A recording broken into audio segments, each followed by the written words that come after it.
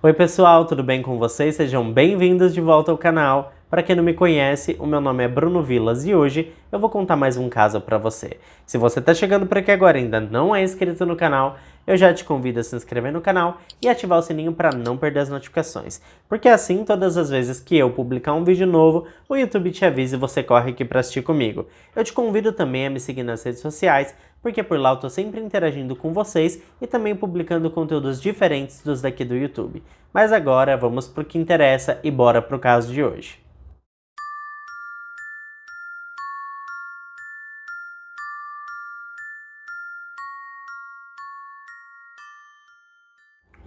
Anne Nina Hindonsha nasceu em 12 de março de 82, em Mariestad, na Suécia. Ela tinha dois irmãos mais velhos, uma irmã chamada Amy e um irmão chamado Enish. Anne foi descrita por seus amigos e familiares como uma pessoa alegre e divertida. Era basicamente o eixo da família e todos se divertiam muito com a jovem. O sonho de Anne era se casar e ter filhos. Ela amava crianças. Depois de se formar em engenharia, Anne se mudou para Estocolmo, capital da Suécia, onde trabalhou na Ericsson, uma companhia que ficou muito famosa no Brasil quando surgiram os primeiros celulares, popularmente conhecidos de tijolão. E em 2009, quando tinha 28 anos, ela viajou para Londres, onde conheceu Sherwan Dawani. Ele tinha 30 anos de idade e, assim como a Anne, era descendente de indianos. Sherwan era um contador certificado de sucesso. Ele ajudava a administrar os negócios da família. Seu pai tinha uma rede de lares de idosos. O encontro entre os dois foi basicamente arranjado por uma tia de Anne. Eles se encontraram em um café e de primeira não se deram muito bem não. Os dois não estavam na mesma vibe e Anne não demonstrou muito interesse por Sherwan. Mesmo assim, eles se deram a oportunidade de um novo encontro. E desta vez, acabou rolando um clima entre os dois. Anne voltou para a Suécia e decidiu levar Sherwan para conhecer a família dela. Os pais dela adoraram Sherwan. Ele era um cara bonito, extrovertido, com ótimo senso de humor, além de ser bem sucedido. E um plus é que ele falou pro pai da Anne que ele não pretendia, ele era daquele tipo de cara que não cogitava fazer sexo antes do casamento. E o pai dela adorou esse fato. Como a Anne morava na Suécia e Sherwan em Londres, eles mantiveram um relacionamento a longa distância por um certo tempo, e sempre que podiam, um visitava o outro. Em janeiro de 2010, o casal se separou porque não estavam sabendo lidar muito bem com a distância. Mas em fevereiro do mesmo ano, eles reataram, e Anne resolveu largar tudo na Suécia e se mudar para Londres para que eles pudessem finalmente ficar juntos. Em maio de 2010, Sherwan pediu Anne em casamento e eles ficaram oficialmente noivos. O casamento dos dois aconteceu na Índia, país de origem de seus descendentes, e foi um casamento luxuoso. A festa durou 3 dias e tinha tudo do bom e do melhor. Após o casamento, eles voltaram para o Reino Unido para casarem no civil. Sherwan estava organizando uma lua de mel surpresa para Anne. Ela não sabia o destino, mas estava certa de que seu marido teria feito a escolha perfeita. Então, no dia 7 de novembro, eles saíram para a lua de mel, e o destino secreto escolhido por Sherwan seria a África do Sul. A primeira cidade que eles visitaram foi Mpumalanga. Eles passaram alguns dias na cidade e chegaram a conhecer o Parque Nacional Kruger, que é a maior área protegida da fauna brávia da África do Sul, e no dia 12 de novembro embarcaram rumo à cidade do Cabo. Assim que desembarcaram no aeroporto, Sherwan chamou um táxi para levá-los para o hotel. O taxista se chamava Zola Tongo e ele utilizava uma minivan da Volkswagen para trabalhar. Ele levou o casal até o Cape Grace Hotel, que ficava a cerca de 20 minutos do aeroporto. Quando chegaram no hotel, Anne entrou para fazer o check-in enquanto Sherwan conversava com o taxista. Ele ficou cerca de 10 a 15 minutos falando com o taxista e agradecendo pelo trabalho dele e combinando possíveis corridas futuras. Sherwan chegou a dizer que eles queriam jantar na noite seguinte e perguntou se ele poderia levá-los. Zola disse que poderia sim, sem problemas. Então, na manhã do dia seguinte, 13 de novembro, Sherwan chamou Zola para levá-lo até o centro da cidade para que ele pudesse trocar um dinheiro. E assim que voltou para o hotel, ele e a Anne passaram o dia todo curtindo a acomodação. Eles passaram bastante tempo no bar do hotel e tomaram vários drinks. Então, às 19h30 daquela noite, Zola voltou ao hotel para pegá-los e levá-los para o jantar. Eles haviam feito reservas para jantar em um restaurante chamado 96 Winery Road, que era um restaurante bem recomendado e ficava muito bem localizado. No entanto, no meio do caminho, eles resolveram que não queriam mais ir para lá. Eles queriam algo mais simples e fazer apenas uma refeição leve. Então, às 21 horas, Zola os deixa no restaurante Surfside. Por volta das 22h30, o taxista foi buscá-los para levá-los de volta ao hotel. No entanto, o casal decide que não quer voltar imediatamente para o hotel. Eles pedem que Zola os leve para conhecer o cotidiano da África do Sul. Afinal, eles estavam em um hotel 5 estrelas em uma área turística e o que eles realmente queriam era conhecer a cultura africana. O lugar que Zola os levou era um município chamado Guguletu, que aparentemente não era o lugar mais seguro da região, principalmente para se visitar às 10h30 da noite, né, gente? Durante o trajeto, em um cruzamento onde o Zola teve que parar para aguardar outro carro passar, surgiram 2 homens armados que tiraram Zola do veículo, e enquanto um sentou-se no banco do motorista, o outro entrou no banco de trás, junto com o casal, e eles basicamente sequestraram os dois. Eles dirigiram por 20 minutos, e durante esse período eles tranquilizavam o casal, dizendo que não iam fazer mal a eles, e que eles só querem o carro e que vão libertá-los, porém separadamente, em trechos diferentes do caminho. Então chega um ponto onde eles forçam o Sherwan a sair do carro e continuam seguindo com a Annie. Enquanto isso, Zola, que foi o primeiro a ser retirado do carro, já havia denunciado roubo e sequestro para a polícia. E Sherwan, assim que saiu do carro, também saiu batendo de porta em porta na região que ele havia sido deixado até encontrar alguém que o atendesse e ligasse para a polícia. Assim que a polícia chega até Sherwan, eles já estão com Zola. Eles então pegam o Sherwan e levam ele junto do taxista até o hotel onde ele estava hospedado. A essa altura, os pais da Annie acabam descobrindo o que estava acontecendo através dos pais de Sherwan, que deram a notícia de que Annie havia sido sequestrada. O curioso é que não foi o Sherwan a dar a notícia a eles, e sim os pais do Sherwan. Em seguida, o pai da Annie ligou para o Sherwan e ele pediu desculpas, dizendo que não havia conseguido manter sua filha salva. O pai da Annie o tranquilizou, dizendo para que ele fique calmo, que ela não está morta e nem vai morrer, pois eles vão pagar o que for preciso. Sherwan basicamente ignorou tudo que o pai da Annie havia dito e mais uma vez se desculpou por não ter conseguido manter sua filha segura. Assim que Vinod, o pai da Annie, desliga o telefone, ele pega o primeiro voo da Suécia para a cidade do Cabo, na África do Sul, mas esse voo tinha uma conexão ainda em Amsterdã. Na manhã do dia seguinte, 14 de novembro, antes mesmo de Vinod desembarcar na cidade do Cabo, a polícia recebeu uma ligação de um residente que vivia em Khayelitsha, que fica a cerca de 20 minutos de Guguletu, e eles informam que havia uma minivan prata Volkswagen que passou a noite toda parada naquela estrada, e a minivan tinha as mesmas características da minivan de Zola. Então a polícia foi verificar e eles chegaram no local às 8 da manhã. Foi quando eles descobriram o corpo já sem vida de Annie Delany deitado no banco de trás. Ela havia sido alvejada a queima-roupas e a bala atravessou o seu pescoço e se alojou no banco do carro abaixo dela. Não havia sinais de abuso sexual, mas havia areia em seus pés e escoriações em suas costas, o que indicava que provavelmente Annie tentou fugir, mas foi detida. O pai da jovem estava em uma conexão em Amsterdã, pronto para embarcar para a cidade do Cabo, quando recebeu a notícia sobre a morte de sua filha. Ele disse que passou o voo todo entre Amsterdã e Cidade do Cabo se sentindo completamente despedaçado.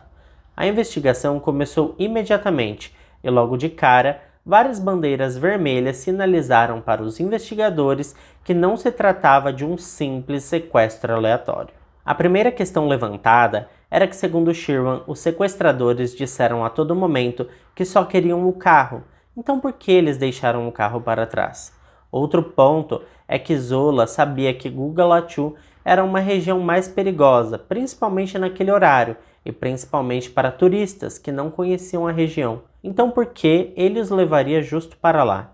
E uma das maiores bandeiras vermelhas para os investigadores era o porquê os sequestradores deixaram Zola e Sherwan saírem, mas não libertaram a Annie. Tipo assim, eles não pediram resgate. Eles não abusaram dela, o que justificaria ficar apenas com a mulher, caso eles quisessem, sei lá, aproveitar dela. e também não foi porque ela viu o rosto deles, porque os outros dois, o Zola e o Sheeran, também viu o rosto deles. Então qual seria o motivo deles colocarem um fim somente na vida da Annie? Imediatamente a mídia tomou conta do caso e houve uma pressão muito grande para que as autoridades solucionassem rapidamente esse crime. Inclusive porque a África do Sul havia acabado de sediar a Copa do Mundo e estava colhendo os frutos dessa ampla divulgação mundial. Muitas pessoas do mundo todo estavam cogitando viajar para a África do Sul e aquele incidente poderia afastar possíveis turistas do país. De fato, os investigadores encontraram o primeiro suspeito muito rápido. Se tratava de Sholili Mingeni, de 25 anos, e ele foi preso no dia 16 de novembro, apenas 3 dias após o crime. Ele tinha um vasto histórico criminal e, embora não fosse um histórico violento, o que o colocou na cena do crime foram suas digitais que estavam presentes no veículo. Ele também confessou tudo imediatamente e deu o nome do outro sequestrador que estava com ele, que tinha 27 anos de idade e se chamava Mizuamadoda Kuabi, e ele disse inclusive que foi Mizuamadoda que atirou em N. No dia 18 de novembro, Mizuamadoda foi levado para um interrogatório, e assim como Sholili, ele confessou tudo imediatamente, e também denunciou o envolvimento de uma terceira pessoa, que se chamava Monday Mobolombo, de 33 anos. Em seu depoimento, Monday disse que o taxista Zola havia ido até ele e dito que precisava encomendar um assassinato, e que ele colocou Zola em contato com os dois sequestradores, Sholili e Mizuamadoda. Então, 3 dias depois, Zola Tongo também foi preso. A polícia colheu o depoimento de Zola e ele afirmou que a verdade era que Sherwan Dawane, o esposo da Annie, tinha sido o idealizador do ataque à sua própria esposa. Os policiais pediram mais informações e ele acabou detalhando as acusações do envolvimento de Sherwan. De acordo com o depoimento de Zola, ele teria se encontrado com Sherwan no estacionamento do hotel, logo que eles chegaram na cidade do Cabo. Naquela ocasião, a Annie entrou no hotel e Sherwan falou com Zola por cerca de 15 minutos. Foi durante essa rápida conversa que ele teria perguntado a Zola se ele conhecia alguém que pudesse fazer um serviço. Esse serviço era matar sua esposa e fazer parecer que tenha sido um ataque aleatório, como se ela estivesse no lugar errado, na hora errada. Ele afirmou ainda que faria o pagamento no valor de 15 mil rands para cada pessoa envolvida no ataque. Esse valor corresponde a algo em torno de 5 mil reais, 900 euros ou 1.000 dólares americanos. Zola continuou seu depoimento e esclareceu aos investigadores que explicou a Sherwan que ele não tinha os recursos necessários para realizar o serviço, mas que tinha amigos que poderiam ajudar. E foi aí que o Monday entrou na história. Zola e Monday se encontraram logo após o encontro de 15 minutos entre Zola e Sherwan, e os dois logo contataram Mizuamadoda. Os registros telefônicos das ligações feitas e recebidas corroboraram com o depoimento de Zola, além das gravações do circuito interno de monitoramento e segurança, que flagraram o momento em que ele recebe as ligações de Zola e Monday. No dia seguinte, 14 de novembro, Zola passa no hotel para pegar Sherwan e levar até o centro da cidade, onde seria possível encontrar uma casa de câmbio para trocar o dinheiro em espécie. Além disso, era necessário fazer um levantamento no valor total para ser pago para todos os envolvidos no ataque, porque eles só aceitariam o pagamento em dinheiro vivo, para impossibilitar que fossem rastreados, é claro. Assim que Sherwan foi entregue de volta ao hotel, Zola foi se encontrar com Mizuamadoda. Foi justamente nesse encontro que Sholili Mengeni foi apresentado a Zola. Mizuamadoda introduziu o amigo, garantindo a Zola que ele era de confiança. Ficou acordado ainda que o serviço deveria ser feito naquela noite. Portanto, naquela noite, Zola passa no hotel para pegar Sherwan e Annie e os leva para jantar. Logo em seguida, ele leva o casal para Gugulachu, e é nesse ponto que o carro foi sequestrado e a Annie assassinada. Zola explicou ainda que na manhã seguinte, ainda antes que o corpo fosse encontrado, ele teve uma rápida reunião com Sherwan no hotel onde o casal estava hospedado. Ele estava bastante ansioso e pressionava Zola para que dissesse logo se tinha dado tudo certo e a Annie estava realmente morta. Essa pequena reunião entre os dois foi capturada pelas câmeras de segurança do hotel, onde é possível observar o momento em que Sherwan chega, aguarda alguns instantes até que Zola se aproxima. Poucos dias depois, Sherwan e Zola se encontram novamente no Cape Grace Hotel. Esse é o momento em que Sherman faz o pagamento pelo serviço. As câmeras flagram o jovem entrando no hotel com um envelope e saindo de lá sem ele. É possível também ver o momento em que Zola entra atrás de Sherman e em seguida sai do hotel carregando o envelope. Assim que tiveram conhecimento do depoimento completo de Zola, os investigadores passaram a investigar tudo sobre Sherman e em pouco tempo eles conseguiram triangular suas mensagens e descobriram que no dia do sequestro de Anne, Sherman estava enviando mensagens de texto para Zola, no horário exato em que eles estavam os três no mesmo carro, dirigindo para o jantar. O que é estranho nisso é que por que ele enviaria mensagens de texto para o seu motorista, que estava ali na frente a poucos centímetros dele?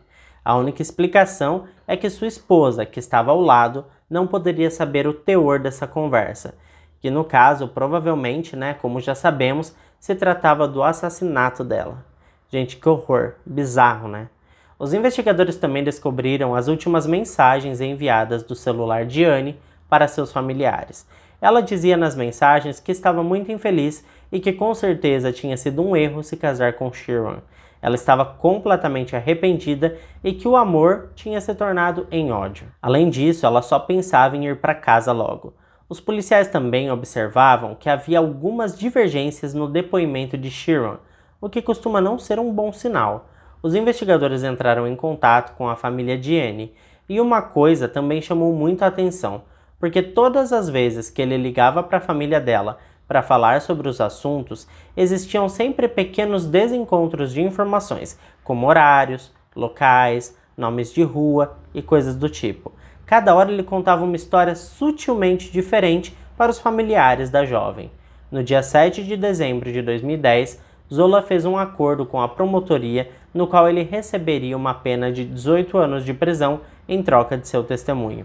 Com base nisso, a polícia sul-africana conseguiu um mandato de prisão para Sherman, que a essa altura já estava no Reino Unido.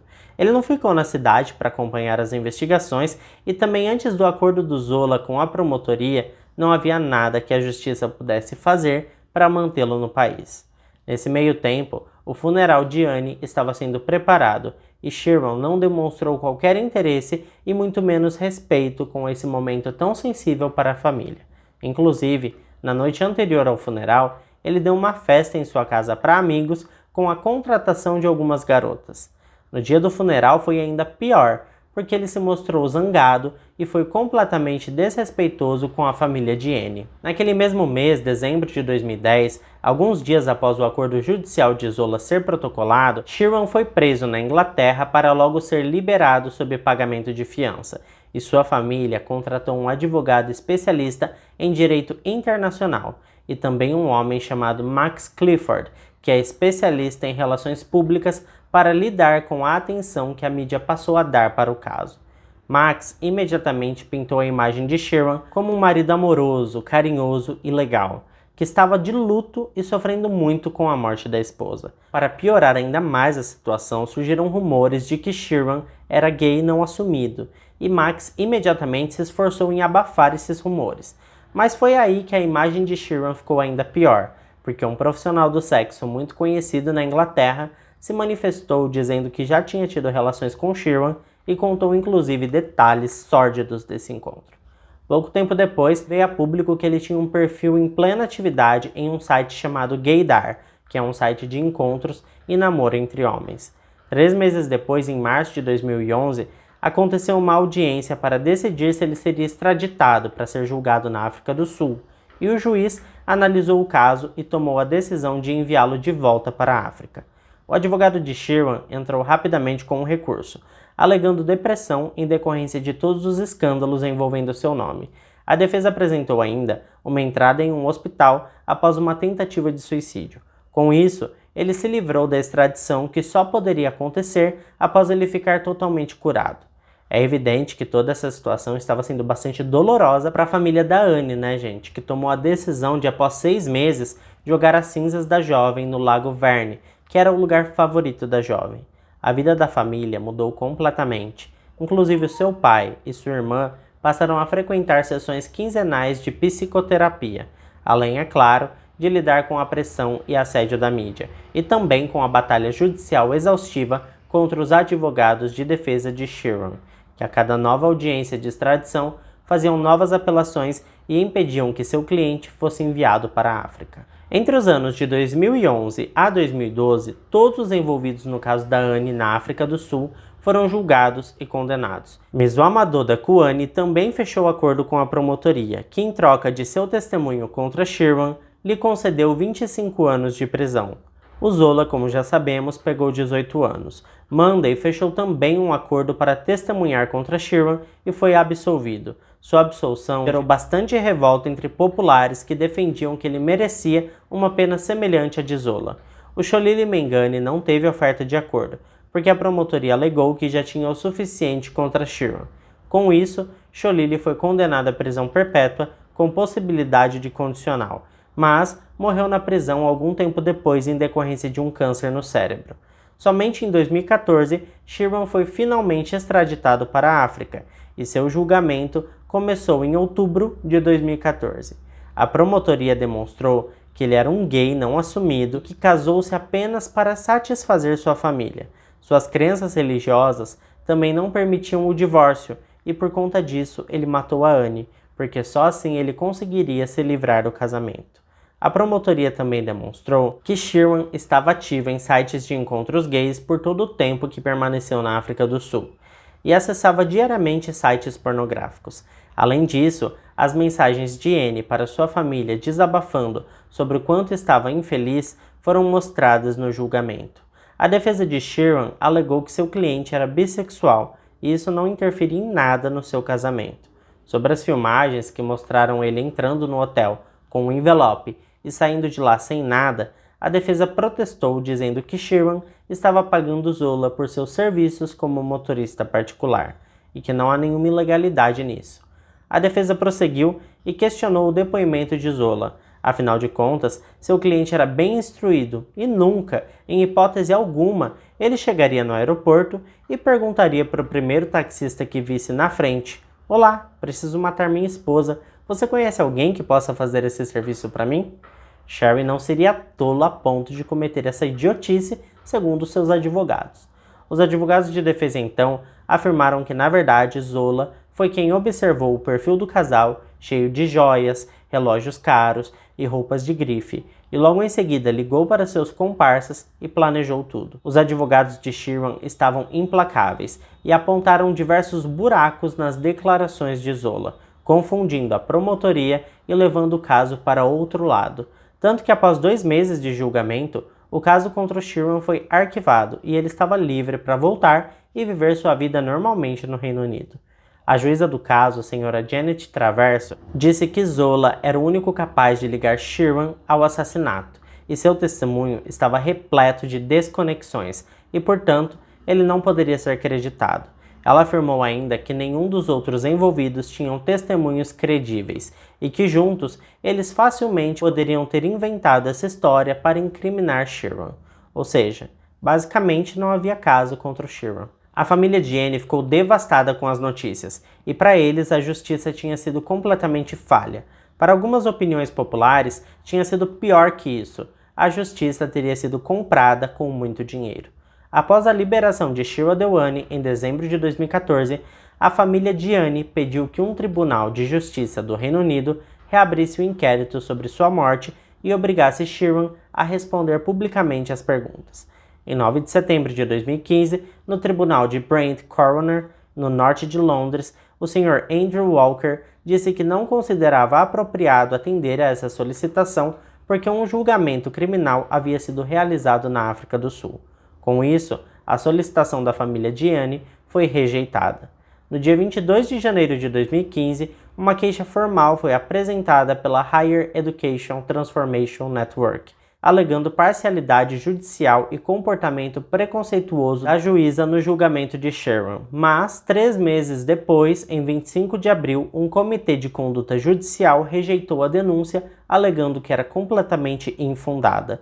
O Ministério Público não apelou da sentença e também não apresentou nenhuma reclamação contra a juíza Janet Traverso. Uma curiosidade, pessoal, é que um jornal sul-africano chamado Times Live publicou uma matéria em agosto de 2018 anunciando que Sheeran assumiu sua bissexualidade publicamente e está namorando um brasileiro chamado Gladson Martins. A notícia é de 2018, então eu não sei se eles ainda são um casal, mas achei interessante trazer essa informação aqui para vocês. Pessoal, esse caso é um caso assim muito obscuro, porque a gente não sabe se ele comprou a justiça, se ele comprou os advogados, porque talvez ele nem precisasse comprar a justiça, porque os advogados eram tão bons e conseguiram rebater tanto a promotoria que ele conseguiria vencer fácil essa audiência. Mas, de qualquer forma, muita gente acredita que ele seja realmente o culpado, o mandante do crime. Mas eu quero saber a opinião de vocês. O que vocês acham? Vocês acham que ele realmente é inocente, que a justiça foi feita? Ou vocês acreditam que ele está envolvido sim, mas que ele tinha dinheiro demais para ser preso? Tem um outro caso parecido com esse aqui no canal, onde o cara era tão rico, tinha tanto dinheiro, que nem o nome dele foi revelado. Eu vou deixar um link aqui nos comentários para você assistir depois desse daqui. Bom, pessoal, esse foi o caso de hoje. Se você ficou comigo até aqui, não esquece de deixar o seu like, que me motiva muito a continuar trazendo esse tipo de conteúdo. Eu fico por aqui e até o próximo vídeo.